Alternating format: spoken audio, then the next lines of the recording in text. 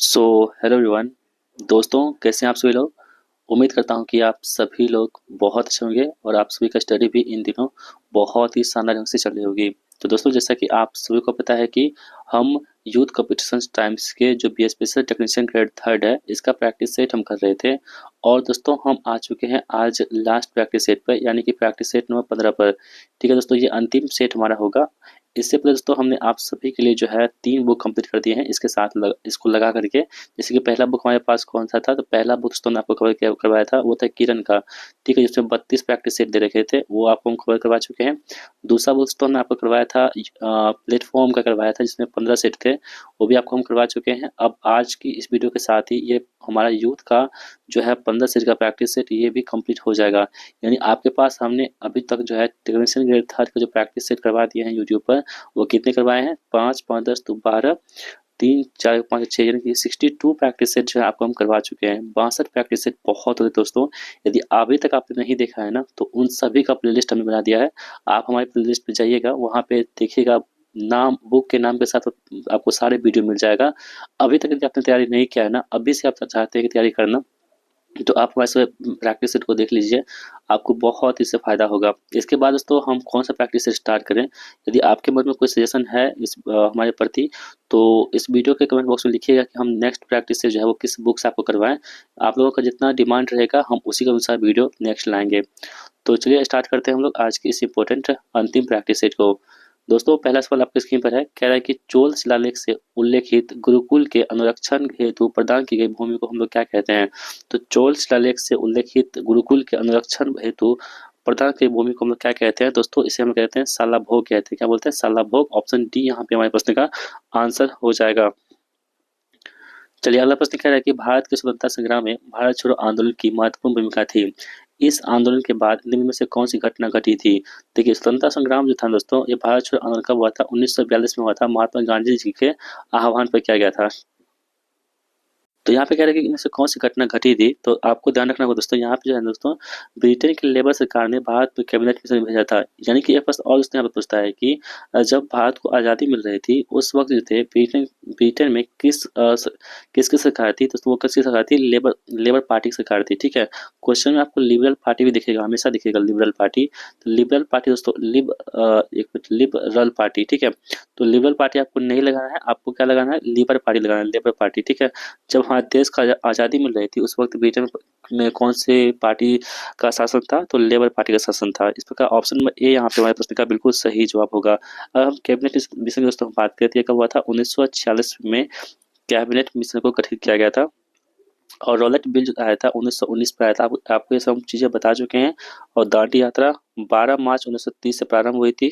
ठीक है, और 6 अप्रैल 1930 तक ये चला था। दांडी यात्रा नमक को कानून को तोड़ने के लिए। दोस्तों, ये भी महात्मा गांधी जी द्वारा ही चलाया गया था, इसे भी आप लोग ध्यान रखेंगे। तो इस प्रकार ऑप्शन नंबर ए हमारे प्रश्न का बिल्कुल सही जवाब होगा। एक और भारत में ऑल इंडिया मुस्लिम लीग की स्थापना कब हुई थी, तो 1906 में मुस्लिम लीग की स्थापना होती है, इसे भी आप लोग ध्यान रखेंगे। ऑप्शन ए यहाँ पे हमारे प्रश्न का आंसर हो जाएगा। बढ़ते अगले प्रश्न की ओर, कह रहा है कि निम्न में से कौन सा ग्लोबल कॉमन्स का एक भाग है, तो कौन से ग्लोबल कॉमन्स का एक भाग हो जाएगा। तो दोस्तों, यहाँ पे जो हमारे पास अंटार्कटिका है, यही क्या होगा, ग्लोबल कॉमन्स का भाग हो जाएगा। ऑप्शन डी हमारे प्रश्न का आंसर हो जाएगा। बढ़ते अगले प्रश्न की ओर, कर्नाटक में स्थित क्यागा किसके लिए प्रसिद्ध है। दोस्तों, कर्नाटक में कहाँ पर क्यागा क्यागा कहाँ पड़ता है, कर्नाटक में। तो कर्नाटक में क्यागा जो है किस लिए प्रसिद्ध है, आप सभी को ध्यान रखना होगा। ये आपके नाभिकीय संयंत्र के लिए कर्नाटक में जो है क्यागा स्थित है। बहुत ही ज़्यादा इंपॉर्टेंट है, इसे आप लोग ध्यान में रखेंगे। बढ़ते हैं इस सवाल की ओर, कह रहा है कि भारत में किस खाद्य सुरक्षा और मानक अधिनियम पारित किया गया था। तो भारत में किस वर्ष जो है ना खाद्य सुरक्षा और मानक अधिनियम को पारित किया गया था। तो दोस्तों, 2006 ईस्वी में जो है ना खाद्य सुरक्षा और मानव अधिनियम को पारित किया गया था। ऑप्शन नंबर ए यहाँ पे हमारे प्रश्न का आंसर हो जाएगा। संविधान का कौन सा संशोधन सरकार में निजी उच्च शिक्षा संस्थानों के रूप में अन्य पिछड़े वर्गों के लिए 70% आरक्षण की प्रदान करता है। दोस्तों, 70% ओबीसी को 70% दिया गया था आरक्षण। ठीक है, तो किस संवैधानिक संशोधन के तहत दिया गया है, तो दोस्तों ये था 93वां संविधान संशोधन। ठीक है, इसी के तहत जो है ना ओबीसी को 70% आरक्षण प्रदान करता है। चलिए पढ़ते हैं प्रश्न की ओर। क्या है कि एक फ्यूज का कार्य सिद्धांत क्या होता है, यानी कि एक फ्यूज है वो किस तरह से काम करता है, उसका क्या सिद्धांत होता है काम करने का। तो ये विद्युत धारा को उत्पन्न उष्मा में काम करता है, ऑप्शन बी, यानी विद्युत धारा द्वारा उत्पन्न उष्मा के सिद्धांत पर काम करता है। कौन सा? विद्युत फ्यूज। नेक्स्ट सवाल कह रहा है कि निम्नलिखित में से कौन सा क्षारीय विलयन नहीं है, यानी कि आपके पास चार ऑप्शन दे रखे हैं, तीन विलयन होंगे जो क्षारीय विलयन होंगे, लेकिन एक ऐसा विलयन होगा जो क्षारीय विलयन नहीं होगा। आपको वही चूज करना है जो नहीं है। तो दोस्तों आप देखेंगे यहाँ पे जो एल्यूमिनियम हाइड्रोक्साइड है ये आपके क्या होंगे, क्षारीय विलयन नहीं है। बाकी कैल्शियम हाइड्रोक्साइड ये आपके क्षारीय विलयन है, सोडियम हाइड्रोक्साइड ये आपके क्षारीय विलयन है, और मैग्नीशियम हाइड्रोक्साइड ये भी आपके क्या है, क्षारीय विलयन है। इसे भी आप लोग ध्यान रखेंगे। Option D will be the right answer of this question. Next प्रश्न कह रहा है कि पुरुषों में वृषण कोष शरीर के बाहर क्यों होता है। दोस्तों आपने देखा होगा और जो पुरुषों में टेस्टिस जो होती है वो कहाँ होती है, नीचे होती है। ठीक है, आप लोग समझ पा रहे होंगे हम क्या बताना चाह रहे हैं। तो पुरुषों में जो वृषण कोष होती है शरीर के क्या होते हैं, बाहर क्यों होते हैं दोस्तों, क्यों होते हैं? क्योंकि इसमें क्या होती है, शुक्राणु निर्माण के लिए सामान्य शरीर के तापमान की तुलना में कम तापमान की आवश्यकता होती है। यानी जो दोस्तों बॉडी में जो तापमान होती है ना उससे कम तापमान की जरूरत पड़ती है किसके लिए, शुक्राणु के लिए। इसलिए दोस्तों हम क्या करते हैं, तो शरीर से जो है ना सही वृषण कोश जो होती है शरीर के बाहर बनाया गया है। ठीक है, तो ऑप्शन बी यहाँ पे हमारे प्रश्न का बिल्कुल राइट आंसर हमारा हो जाएगा। चलिए बढ़ते हैं प्रश्न की ओर। कह रहा है कि प्रतिष्ठित अंतर्राष्ट्रीय पत्रिका टाइम द्वारा वर्ष 2023 के लिए पर्सन ऑफ द ईयर किसे चुना गया है। तो दोस्तों वर्ष 2023 के लिए पर्सन ऑफ द ईयर है वो कौन चुन लिए गए हैं, तो इसका नाम क्या हो जाएगा, टेलर स्विफ्ट को चुना गया है। किसे? टेलर स्विफ्ट को।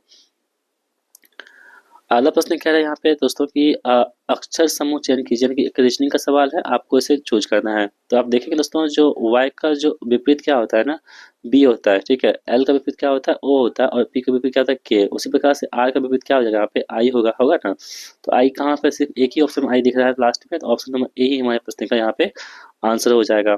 अगला प्रश्न कह रहा है कि एजुकेटर को हम लिख सकते हैं इस टाइप से, तो कंप्यूटर कैसे लिखेंगे। तो आप इसे ध्यान से देखेंगे ना, एलिगेटर को कैसे लिखा गया है। तो देखिए यहाँ पे क्या लिखा हुआ है ना, ए एल है तो उसके यहाँ उल्टा में एल ए लिखा गया है, यानी कि पहला और दूसरे को उलट दिया गया है। उसी प्रकार से आगे बढ़ते हैं तो आप यहाँ पे देखेंगे जी आई टी। पहले हम क्या करते हैं, उसको उलट के देखते हैं। सी ओ है तो ओ सी होगा, ओ सी होगा दोस्तों। ओ सी कहाँ कहाँ दे रखा है, इसमें दे रखा है, बी में और सी में दे रखा है, बाकी ए कथन और बी कथन में नहीं दे रखा है। ठीक है, आगे हम बढ़ते हैं। उसके बाद दोस्तों आप देखेंगे तो उसके बाद क्या आएगा, ओसी के बाद आर ई आएगा। ओसी के बाद आर ई है कहाँ पे, ऑप्शन में बी में ही दे रखा है। ऑप्शन बी यहाँ पे राइट आंसर हमारा हो जाएगा। यहाँ पे कह रहा है कि ये संख्या दे रखी है, उपयुक्त श्रृंखला में से दूसरे भाग को उल्टा कर दिया जाए तो नई श्रृंखला का उपयोग करके उन शब्दों को ढूंढे जो समूह से संबंधित यहाँ पे नहीं होगा। ठीक है, तो दोस्तों कौन सा यहाँ पे नहीं हो जाएगा, आप ढूंढ लीजिए। यहाँ ऑप्शन नंबर बी यहाँ पे नहीं होगा। निम्नलिखित श्रृंखला का अगला अक्षांश पद कौन सा होगा, यानी कि 4 है, 3 7, 3 10, 3 13, 3 कितना होगा, 16 होगा। 16 कहाँ पे है, ऑप्शन नंबर सी में और डी में नहीं है। यहाँ देखेंगे आर है, यहाँ पे पी है। आर कितना होता है, 18, ये होता है 16, ये होता है 14, ये होता है 12। अब क्या आएगा 10, अगर 10 क्या होता है जे, यानी 16 और जे होगा जो ऑप्शन नंबर बी में है। एक महिला की ओर इशारा करते हुए एक आदमी ने कहा, उसके पिता मेरे पिता के इकलौते पुत्र हैं। उस आदमी का उस महिला से क्या संबंध हो जाएगा। तो दोस्तों उस महिला का उस आदमी से संबंध हो जाएगा, पिता का संबंध हो जाएगा। तो ये बहुत ही सिंपल सवाल होते हैं, आप लोग इसे बना लीजिएगा। इसका आंसर ऑप्शन नंबर ए हो जाएगा, जहाँ पे प्लस भागा माइनस गुना आप यहाँ पे रखेंगे तब जाके आपका आंसर सही हो जाएगा। कह रहे कथन कह रहा है कि सभी कड़ी मेहनत से काम करने वाले लोग क्या होते हैं, सफल हो रहे हैं। और निष्कर्ष कह रहा है कि सभी सफल लोग कड़ी मेहनत से काम करते हैं। दूसरा कह रहा है कि केवल कड़ी मेहनत जीवन में सफलता की गारंटी दे सकती है। तो कौन सा सॉरी, तो कौन सा यहाँ पे कथन सही है आपको ही बताना है दोस्तों। तो आपको ध्यान रखना होगा, यहाँ पे जो कथन है ना, पहला कथन दोनों ये गलत है और ये कथन है, यानी दोनों कथन यहाँ पे गलत दे रखे हैं। निष्कर्ष जो है दोनों कथन गलत, निष्कर्ष दोनों गलत दे रखे हैं। इस प्रकार से ऑप्शन डी यहाँ पे हमारे प्रश्न का आंसर हो जाएगा। बढ़ते हैं इस सवाल की ओर। क्या है कि नीचे दिए गए प्रश्न को ध्यानपूर्वक पढ़िए। थोड़ा सा ब्लर हो चुका है दोस्तों, लेकिन आप ध्यान से देखेंगे ना तो आपको समझ में आ जाएगा कि कौन सा कथन पर्याप्त है। क्या बच्चों के स्कूल में विचारों को समझने की क्षमता उनकी बुद्धि पर निर्भर करती है। पहला कथन है कि बुद्धि खराब शिक्षण से अप्रभावित है, और दूसरा है कमजोर बच्चे स्कूल में अच्छा प्रदर्शन नहीं करते हैं। तो दोस्तों आप लोग ध्यान से देखेंगे यहाँ पे, तो इसका जो सही जवाब आपके पास क्या हो जाएगा, तो इसको पढ़ने के बाद जो दोस्तों सही जवाब आएगा ऑप्शन नंबर डी आएगा, यानी कि कथन 2 पर्याप्त है जबकि कथन 1 पर्याप्त नहीं है। कह रहा है कि इस आकृति में कितने त्रिभुज है। दोस्तों इस आकृति को आप देखेंगे ध्यान से, इसमें त्रिभुज कितने हो जाएंगे, 7 त्रिभुज इसमें हो जाएंगे। कह रहा है कि कुछ पत्रिका टोपी नहीं है, कुछ पत्रिका जो है ना वो क्या है, टोपी नहीं है। ठीक है, टोपी हम अलग बना देंगे। सभी टोपी कैमरे, और सभी टोपी क्या है दोस्तों, यहाँ पे कैमरे हो जाएंगे। अब निष्कर्ष कह रहा है कि कोई कैमरा पत्रिका नहीं है, कोई भी कैमरा पत्रिका नहीं है। तो ये जो पहला कथन दे रहा है दोस्तों, ये क्या सही है या गलत है? तो दोस्तों पहला कथन जो है ना यहाँ पे वो बिल्कुल सही दे रखा है कि कोई कमरा जो है पत्रिका नहीं है, यहाँ दिख रहा है। और दूसरा क्या है, कुछ कमरे पत्रिका है क्या, कुछ कमरे पत्रिका, हाँ ये भी सही है। यानी दोनों कथन यहाँ पे जो है ना बिल्कुल सही दे रखा है। इस प्रकार ऑप्शन नंबर जो ए हमारे पास है, या तो एक होगा या तो दो होगा, ठीक है। तो ऑप्शन नंबर जो है हमारे पास ए यहाँ पे सही हो जाएगा, या और या का कंडीशन यहाँ पे बनेगा दोस्तों। जो है ऑप्शन नंबर ए यहाँ पे राइट आंसर हो जाएगा। आगे बढ़ते हैं, कर्मधारय समास इस किस में है? तो कर्मधारय समास की हम बात करेंगे तो दोस्तों जो हमारे पास स्वर्णाक्षर है, इसी में आपके कर्मधारय समास छिपे हुए हैं। निम्नलिखित में से शुद्ध वाक्य छांटिए, तो कौन सा वाक्य यहाँ पे शुद्ध हो जाएगा? तो आप ध्यान से देखेंगे तो तमाम देश में यह बात फैल गई, ये बातें शुद्ध लिखी है। अगला सवाल कह रहा है कि विलोम शब्दों के अनुचित जोड़ों को पहचानिए। तो दोस्तों पहचानने के बाद जो है ना शिष्ट और प्रशिष्ट यहाँ पे हो जाएगा। आगे बढ़ते हैं, क्या है कि जो बहुत मंद गति से काम करता है उसे उन्हें उसके लिए इनमें से उपयुक्त शब्द कौन सा होगा? जो बहुत मंद गति से धीरे धीरे काम करता है उसके लिए शब्द दोस्तों क्या हो जाएगा आपके पास? तो मंथर हो जाएगा। कौन सा? मंथर। अगला सवाल कह रहा है यहाँ पे कि नाहर के लिए समुचित पर्यायवाची शब्द क्या होगा? तो दोस्तों नाहर जो है ना इसके लिए जो पर्यायवाची शब्द हो जाएगा वो कौन सा होगा? शेर हो जाएगा। कौन सा? शेर। आज आकाश में डैश छाए हैं, रिक्त स्थान की पूर्ति उचित शब्द से कीजिए। तो दोस्तों आज आकाश में जो है ना जलद छाए हुए हैं, यानी बादल छाए हुए हैं, इसका आंसर होगा। अंडे का शाहजादा मुहावरे का अर्थ क्या होता है? जो अंडे का शाहजादा होता है, इस मुहावरे का अर्थ होता है अनुभवहीन व्यक्ति। क्या होता है? अनुभवहीन व्यक्ति होता है। इस गद्यांश को आप पढ़ेंगे और सवाल का जवाब देंगे तो दोस्तों पहला आंसर आपके पास हो जाएगा, यानी कि जीवन यापन के लिए कैसी शिक्षा होनी चाहिए? तो यांत्रिक शिक्षा होनी चाहिए। ऑप्शन डी यहाँ पे गद्यांश के अनुसार सही हो जाएगा। शिक्षा व्यक्ति में किन गुणों का विकास करने वाली होनी चाहिए? तो दोस्तों शिक्षा जो होती है व्यक्ति में सामर्थ्य एवं साहस के विकास करने वाली होनी चाहिए। व्यक्ति से अपेक्षित है कि वह, दोस्तों व्यक्ति से अपेक्षित है कि वह जीवन की चुनौतियों का सामना कर सके। ऑप्शन बी यहाँ पे राइट आंसर होगा। यहाँ पे कह रहे हैं कि वन वर्ड सब्स्टिट्यूशन दे रखा है यहाँ पे कि यहाँ पे दोस्तों कह रहे हैं कि नहीं, यहाँ पे साइनोनिम्स दे रखा है, साइनो दे रखा है किसका? एम्बेरजो का। दोस्तों इसका क्या हो जाएगा synonyms? Option number A barrier हो जाएगा, ठीक है। यहाँ पे फिर से कह रहा है कि साइनो बताना है किसका? क्वोटिडियन का, ठीक है। तो दोस्तों आप ध्यान से देखेंगे तो क्या होगा? ऑर्डिनरी यहाँ पे हो जाएगा। अगला प्रश्न कह रहा है कि एंटोनिम्स बताना है किसका? इम्प्रोएम्प्टिव का, ठीक है। दोस्तों इसका जो हो जाएगा बिना तैयारी के तत्काल जो कहते हैं ये होता है प्लांट, ठीक है। इसका एंटोनिम्स क्या होगा? प्लांट। यहाँ पे जिगजैग का आपको एंटोनिम्स बताना है। तो जिगजैग मतलब क्या होता है? टेढ़ा मेढ़ा। तो इसका विलोम क्या हो जाएगा? सीधा हो जाएगा। स्ट्रेट यहाँ पे सही हो जाएगा। अगला सवाल यहाँ पे कह रहा है कि ए पर्सन्स लास्ट परफॉर्मेंस, इसका मतलब क्या होता है दोस्तों? ए पर्सन्स लास्ट परफॉर्मेंस मतलब होता है कि स्वान सॉन्ग। क्या होता है? स्वान सॉन्ग होता है। RDBMS में डेटा संग्रह कहाँ संग्रहित होता है? तो RDBMS में डेटा कहाँ संग्रह होता है? तो ये टेबल्स में संग्रह होता है। कहाँ पे? टेबल्स में। यदि सी भाषा में वेरिएबल की भंडारण क्लास को रजिस्टर के रूप में निर्देशित किया जाता है तो इस पर निम्न में से कौन सा ऑपरेटर लागू नहीं किया जा सकता है? तो दोस्तों ये कौन सा होता है? एंड का प्रयोग हम यहाँ पे नहीं करते हैं। नीचे 4 कथन दिए गए हैं, सही कथन को पहचानिए। तो दोस्तों आप ध्यान से देखेंगे जो कथन नंबर 1 हमारे पास है यही क्या होगा? कथन सही हो जाएगा। माइक्रोसॉफ्ट वर्ड 2007 में फ़ोन के आकार की सीमा क्या होती है? तो दोस्तों इसकी फ़ोन के आकार की सीमा होती है वो 1 से लेकर के 1638 के बीच में होती है। MS पावर पॉइंट में टेस्ट आपको एक विषय से MS पावर पॉइंट में टेस्ट आपको एक विषय से समस्त संरूपण फॉर्मेटिंग को कॉपी करने और इसे दूसरे विषय में प्रयोग करने में सहायता प्रदान करता है। तो दोस्तों वो क्या होता है? आपके पास फॉर्मेट पेंटर होता है। कंप्यूटर चलाने के लिए यूज किया जाने वाला डाटा या सूचना क्या कहलाता है? तो दोस्तों उसे हम लोग क्या कहते हैं? उसे बोलते हैं हम लोग सॉफ्टवेयर। क्या बोलते हैं? सॉफ्टवेयर कहते हैं। इंटेल कोर i9 एक प्रकार का डैश होता है। तो इंटेल कोर जो i9 है एक प्रकार का दोस्तों क्या होता है? तो आपको ध्यान रखना होगा एक प्रकार का प्रोसेसर होता है। क्या होता है? प्रोसेसर। समेकित परिपथ यानी कि इंटीग्रेटेड सर्किट इनमें से किस कंप्यूटर पीढ़ी से संबंधित होती है? तो दोस्तों ये किससे होती है? आपके पास तीसरी पीढ़ी से क्या होती है? संबंधित होती है। किसी विशिष्ट कार्य को करने के लिए कौन सा बटन की किसी दूसरे बटन के साथ कॉम्बिनेशन में प्रयोग किया जाता है? तो दोस्तों वो कौन सा होता है आपके पास? तो ऑप्शन नंबर बी यानी कंट्रोल होता है। डेजी व्हील प्रिंटर का प्रकार होता है। डेजी व्हील प्रिंटर ये इम्पैक्ट प्रिंटर क्या होता है? एक प्रकार होता है डेजी व्हील। निम्न में से कौन electrical eligible programmable read only memory का उदाहरण है? तो दोस्तों ये क्या हो जाएगा? फ्लैश हो जाएगा। कौन सा? फ्लैश।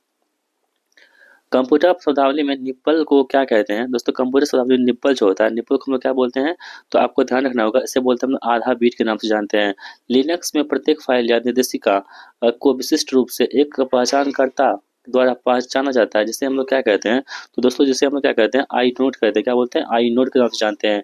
विजुअल मेमोरी का आकार निर्भर करता है, तो विजुअल मेमोरी होती है, इसका आकार किस पर निर्भर करता है, आपके पास 4 ऑप्शन दे रखे हैं, इसे आप ध्यान से देखेंगे। तो दोस्तों ये जो है ना आपके पास एड्रेस लाइन्स पर क्या करता है, ये निर्भर करता है। अगला सवाल क्या है कि आभासी मेमोरी क्या होती है। दोस्तों जो आभासी मेमोरी होती है, ये क्या होती है आपके पास, तो असीमित क्षमता की वोलेटाइल मेमोरी होती है आभासी मेमोरी। अब वितरण सूची डिस्ट्रीब्यूशन पैनल का उपयोग किस लिए करते हैं, तो वितरण सूची डिस्ट्रीब्यूशन पैनल है, इसका उपयोग इसलिए करते हैं क्योंकि बिजली की लाइन को उनकी विशेषताओं के अनुसार अलग करने के लिए इसका इस्तेमाल किया जाता है। यहाँ पे दोस्तों कह रहे हैं कि खंभे के तिरछी भुजा लगाने का प्रयोजन क्या होता है, तो खंभे से तिरछी भुजा लगाने का जो प्रयोजन मतलब कि प्रयोजन होता है वो क्यों होता है, तो दोस्तों आप लोग ध्यान रखेंगे, ये होता है इंसुलेटर लगाने के लिए, fix the insulator. Power transmission में टावर का कार्य डैश का सपोर्ट करना होता है, तो पावर ट्रांसमिशन में जो टावर का कार्य होता है किसका सपोर्ट करने के लिए होता है, तो दोस्तों आपको ध्यान रखना होगा, ये होता है आपके पास सक्रिय कंडक्टर और जमीन के बीच पर्याप्त क्लियरेंस को बनाए रखने के लिए इसका इस्तेमाल करते हैं। कोरोना डैश वोल्टेज पर होता है, दोस्तों कोरोना जो होती है किस वोल्टेज पर होता है आपको बताना है, तो ये दोस्तों किस पे होती है, आपके पास ब्रेक डाउन वोल्टेज पर क्या होता है, ब्रेक डाउन वोल्टेज से क्या होता है, कम होता है कोरोना। फ्लेफर नोजल का प्रयोग डैश नियंत्रक में किया जाता है, तो फ्लेफर जो नोजल है इसका प्रयोग हम लोग किसके नियंत्रण में करते हैं, तो दोस्तों हम लोग करते हैं इसे न्यूमेरेटिक के नियंत्रण में करते हैं। एक सवाल है आपके पास, इसे आप लोग सॉल्व करेंगे, आपके पास जवाब आएगा ऑप्शन नंबर बी, ठीक है। आपको एक विद्युत यहाँ पे सवाल दोस्तों पढ़ लीजिए, इसका सही जवाब क्या होगा, ऑप्शन नंबर जो आपके पास हो जाएगा, ऑप्शन नंबर ए यहाँ पे इसका सही जवाब हो जाएगा। क्या है कि हीटर निम्नलिखित पर कार्य करता है, हीटर किस पे काम करता है दोस्तों तो ये प्रतिरोध भार रेसिस्टेंस लोड पर काम करता है हीटर। 12 वोल्ट डीसी चालित रिले पट्टों में प्रयोग की जाती है, नियंत्रक पट्ट में इसके परिचालन हेतु क्या व्यवस्था की जाती है, तो दोस्तों इसमें कौन सी व्यवस्था की जाती है, तो ये सभी यानी कि अपापसी ट्रांसफार्मर, बैटरी और दृष्टिकारी, ये सभी क्या होती है यहाँ पे, तो व्यवस्था की जाती है। अगला प्रश्न कह रहा है कि घरेलू वायरिंग के लिए धारा वाहक चालकों का इंसुलेशन क्यों करते हैं, तो दोस्तों क्योंकि यहाँ पे आघात से बचाव के लिए करते हैं। किसी उद्योगशाला में ये आपके पास देखिए बस बार की धारा वहन क्षमता डैश होनी चाहिए, दोस्तों कितनी होनी चाहिए, तो ये 200 एम्पियर होनी चाहिए। एक उच्च दाब में मरकरी वाष्प लैंप क्या होता है, एक उच्च दाब मरकरी वाष्प लैंप जो होता है ये होता है 50 लुमेन प्रति वाट्स, क्या होता है 50 लुमेन प्रति वाट्स होता है। प्रतिदीप्ति प्रकाश नलिका के विद्युत परिपथ के साथ श्रेणी क्रम में चौक संयोजित करने का उद्देश्य क्या होता है, तो दोस्तों इसका उद्देश्य क्या होता है, विद्युत धारा को एक उचित स्तर का तक सीमित रखने का प्रयोग करते हैं। एक सवाल है फिर से दोस्तों, इसे आप लोग बताइएगा, इसका आंसर होगा ऑप्शन नंबर डी 14 एम्पियर यहाँ पे हो जाएगा। कार्बन तंतु लैंप का प्रचालित तापमान कितना होता है, तो 1800 डिग्री सेंटीग्रेड यहाँ पे हो जाएगा। प्रकाश की एक समान तीव्रता के लिए टंगस्टन बल्ब, सीएफएल बल्ब और एलईडी बल्ब में कौन अधिक शक्ति खर्च करेगा, तो दोस्तों कौन सा अधिक खर्च करेगा, तो ये आपके पास टंगस्टन बल्ब जो है वो अधिक शक्ति खर्च करेगा। फिर से दोस्तों आपके पास एक क्वेश्चन है, कह रहे कि यदि रिवाइंडिंग के पश्चात यह पाया जाता है कि कैपेसिटर प्रकार की टेबल फैन मोटर की घूर्णन दिशा परिवर्तित हो गई है, तो घूर्णन दिशा को पुनः परिवर्तित करने के लिए क्या करना चाहिए, तो दोस्तों इसे मुख्य कुंडलन अथवा प्रारंभन कुंडलन से संयोजन को परिवर्तित करना चाहिए। ऑप्शन डी यहाँ पे राइट आंसर हो जाएगा। दो क्रमागत फेरों के बीच की दूरी को क्या कहते हैं, तो दोस्तों दो क्रमागत फेरों के बीच की दूरी को हम लोग क्या कहते हैं, आपको ध्यान रखना होगा, इसे बोलते हैं कुंडली अंतराल। ऑप्शन नंबर ए यहाँ पे सही होगा। अगर पोल पिच 8 है और पोलों की संख्या भी 8 है तो आर्मेचर स्लॉट की संख्या कितनी हो जाएगी, तो दोस्तों आप तो ध्यान रखेंगे ये कितनी हो जाएगी, 64 हो जाएगी, 64 हो जाएगी। आर्मेचर के प्रोग्रेसिव लेप वाइंडिंग में सामने वाले पिच और पीछे के पिच के बीच का संबंध क्या कहलाता है, तो दोस्तों इसे हम लोग क्या बोलते हैं, इसे धनात्मक संकेत के नाम से जानते हैं। यहाँ पे कह रहा है कि दो ध्रुव 50 हर्ट्ज तुल्यकालिक यंत्र की गति कितने आरपीएम होगी, ठीक है, तो दोस्तों ये भी सवाल बहुत ही ज्यादा इंपॉर्टेंट है और ऐसे सवाल तो आपकी जगह पूछे ही जाते हैं। तो ये कितने हो जाएगा दोस्तों, 3000 आरपीएम यहाँ पे हो जाएगी। निम्नलिखित में से किसमें सॉफ्ट और लेमिनेटेड कोर पर लगे पोल और वाइंडिंग को कोर बनाने के लिए के साथ जोड़ा जाता है, दोस्तों आपको ध्यान रखेंगे ये सिलियंट पोल टाइप रोटर यहाँ पे हो जाएगा। आउटपुट वोल्टेज में सबसे बड़ी गिरावट एक अल्टरनेटर से किस नोड पर पूरा भार लेने के परिणाम स्वरूप होगी, तो दोस्तों वो कौन सी हो जाएगी, आपको ध्यान रखना होगा, ये L P F inductive load यहाँ पे हो जाएगी। दोस्तों एक सवाल है यहाँ पे, आप लोग पढ़ेंगे इसका और पढ़ने के बाद आपके पास जवाब आएगा, इसका क्या आ जाएगा, तो आपको ध्यान रखना होगा ऑप्शन नंबर सी यहाँ पे लीडिंग पावर फैक्टर आंसर हो जाएगा, ठीक है। एक सिंक्रोनस यानी कि तुल्यकालिक जनरेटर का वोल्टेज रेगुलेशन ऋणात्मक हो सकता है, तो कब हो सकता है, तो जब लोड पावर फैक्टर लीडिंग होता है, ऑप्शन बी यहाँ पे राइट आंसर हो जाएगा। कह रहा है कि एक पोल वाला प्रत्यावर्तक अल्टरनेटर 1500 आरपीएम पर चल रहा है, तो प्रत्यावर्तक की आवृत्ति कितनी होगी? तो प्रत्यावर्तक की आवृत्ति दोस्तों कितनी हो जाएगी? 50 हर्ट्ज यहाँ पे हो जाएगी। Capacitor start single phase motor का स्टार्टिंग बलागुण कितना होता है? तो दोस्तों इसका स्टार्टिंग में जो बलागुण होता है वो कितना होता है? निर्धारित बलागुण से अधिक होता है। साधारण मिक्सर कितनी विद्युत शक्ति देता है? दोस्तों साधारण जो मिक्सर होती है कितनी विद्युत शक्ति लेता है आपको बताना होगा। तो दोस्तों ये कितनी लेती है? 400 वाट लेती है। कितनी? 400 वाट शक्ति लेती है। स्प्लिट फेज इंडक्शन मोटर के स्टेटर में दो वाइंडिंग्स होती है जिन्हें रनिंग वाइंडिंग और स्टार्टिंग वाइंडिंग कहा जाता है।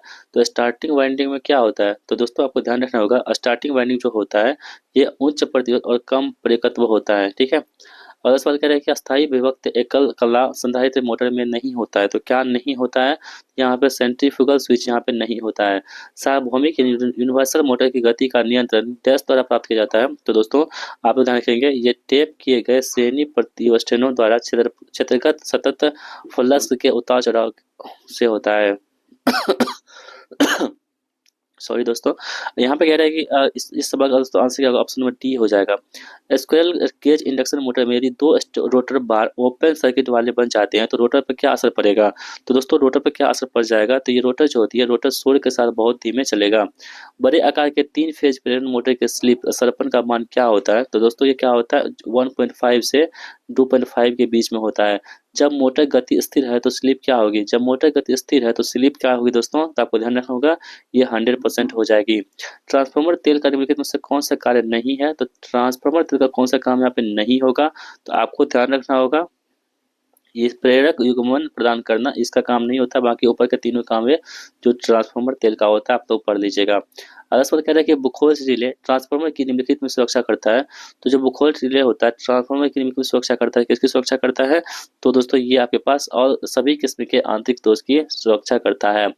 स्टेप अप ट्रांसफार्मर में प्राथमिक से द्वितीयक कॉइल तक क्या होता है? तो दोस्तों आपको ध्यान रखना होगा, ये क्या होता है? तो वोल्टता बढ़ती है। आगे सवाल कह रहा है कि एक ट्रांसफार्मर में दो प्रेरित कुंडलियां डैश होती है। तो दोस्तों ये क्या होती है? तो ये विद्युत रूप से अलग और चुंबकीय रूप से संबंधित होती है। ऑप्शन ए यहाँ पे राइट आंसर होगा। अब मोटर आर्मेचर में दिए गए वोल्टेज भी को क्या कहते हैं? तो मोटर आर्मेचर में दिए गए वोल्टेज भी को हम लोग क्या कहते हैं? तो ये ऑप्शन सी यानी कि ओवरकम प्रति विद्युत वाहक बल एक का नियंत्रण और आर्मेचर ओमिक की आपूर्ति दोनों करने पर पड़ते हैं। एक डीसी मशीन में डमी कुंडली प्रयोग की जाती है। एक डीसी मशीन में डमी कुंडली प्रयोग की जाती है। आर्मेचर में यांत्रिक संतुलन को बनाए रखने के लिए इसका इस्तेमाल करते हैं। सीधी कक्ष की वायरिंग के मामले में निम्नलिखित में से किस स्विच का प्रयोग करते हैं? तो दोस्तों आपको ध्यान रखना होगा, ये जो स्विच होता है हमारे पास वो कौन सा स्विच होता है? तो ये होता है आपके पास द्विमार्गी स्विच यानी कि 2 वे स्विच का इस्तेमाल करते हैं सीधी की वायरिंग में।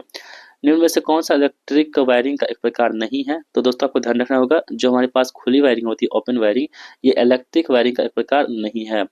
यहाँ पे कह रहा है कि दिए गए चित्र में किस प्रकार की अर्थिंग दिखाई गई है? तो दोस्तों आपको ध्यान से देखना होगा और बताना होगा इसका आंसर क्या होगा। तो इसमें प्लेट अर्थिंग को दिखाई गई है। Which of the following sentence is a disadvantage of an air blast circuit breaker? यानी कि निम्नलिखित में से कौन सा कथन एयर ब्लास्ट सर्किट ब्रेकर का एक हानि है? तो दोस्तों आपको ध्यान रखना होगा, ये क्या होता है आपके पास? तो इस प्रकार के सर्किट ब्रेकर से आग के खतरे की संभावना होती है। ठीक है। अगला सवाल दोस्तों आपके पास फिर से है, एक सवाल है, इसे आप लोग बताइएंगे ध्यान से। इसका आंसर ऑप्शन नंबर ए हो जाएगा। परिपथ वियोजक की वियोजन क्षमता को समानता प्रदर्शित करते हैं, किसमें प्रदर्शित करते हैं? आपको ध्यान रखना होगा दोस्तों, ये हम लोग एमवीए प्रयोग करते हैं। एमवीए में एक हाइड्रो पावर प्लांट में किस तरह के जनरेटर का इस्तेमाल किया जाता है? तो एक हाइड्रो पावर प्लांट में जो जनरेटर का इस्तेमाल करते हैं हम लोग किस तरह का करते हैं? तो दोस्तों हम लोग करते हैं इसमें लो स्पीड साइलेंट पोल अल्टरनेटर का इस्तेमाल करते हैं। अगला सवाल है कि बिजली की खपत इनमें से किस में सबसे अधिक होती है? तो दोस्तों इसमें होती है वाटर हीटर का इस्तेमाल होती है, बिजली में सबसे अधिक होती है। ईएलसीबी का पूरा नाम दोस्तों क्या होता है? ये सभी लोग बताएंगे आप लोग कमेंट बॉक्स में, क्योंकि इसे प्रश्न जो है आपको हम कई बार बता चुके हैं। ठीक है, तो दोस्तों इस प्रकार हमने आप सभी के लिए 15 प्रैक्टिस जो थे पूरे वो हमने आज की वीडियो में कंप्लीट कर दिया है और उम्मीद है कि आप सभी लोगों ने इस 15 प्रैक्टिस सेट को सॉल्व कर लिया होगा। जिस भी किसी दोस्त ने इस 15 प्रैक्टिस सेट को सॉल्व नहीं किया है तो आप सभी लोग जाइए प्लेलिस्ट में और इस सभी प्रैक्टिस सेट को आप सॉल्व कर लीजिए। अभी तक दोस्तों हमने आप सभी के लिए 62 प्रैक्टिस सेट जो है ना अपलोड करते हैं यूट्यूब पर। जो बहुत ज़्यादा होते हैं। अब नेक्स्ट प्रैक्टिस सेट हम किसका करवाएँ, यदि आप हमें सजेस्ट करना चाहते हैं तो नीचे कमेंट बॉक्स खुला है आप सभी के लिए। आप हमें ज़रूर सजेस्ट कीजिएगा कि जो है ना नेक्स्ट प्रैक्टिस सेट आपका किस का आना चाहिए, किस बुक का आना चाहिए, ठीक है। तो जल्द से मिलते हैं दोस्तों नेक्स्ट वीडियो में। ये वीडियो आपको कैसा लगा, उम्मीद करता हूँ वीडियो आप सभी को बहुत अच्छा लगा होगा। और हमने जो आपके लिए कुछ मेहनत की है, इसके लिए यदि आप कुछ हमारे लिए कुछ अच्छा कमेंट करना चाहते हैं तो आप नीचे कमेंट बॉक्स में ज़रूर लिखिएगा कि हमारा प्रयास आपको कैसा लगता है। तो चलिए मिलते हैं नेक्स्ट वीडियो में, तब तक के लिए जय हिंद, वंदे मातरम।